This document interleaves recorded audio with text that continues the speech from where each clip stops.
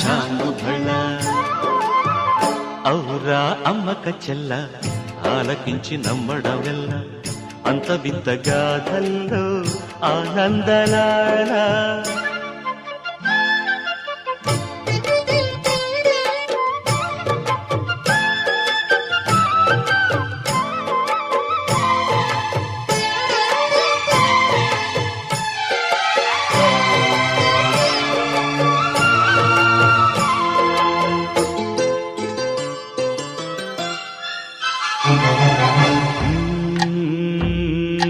నల్లరాతి కండలతో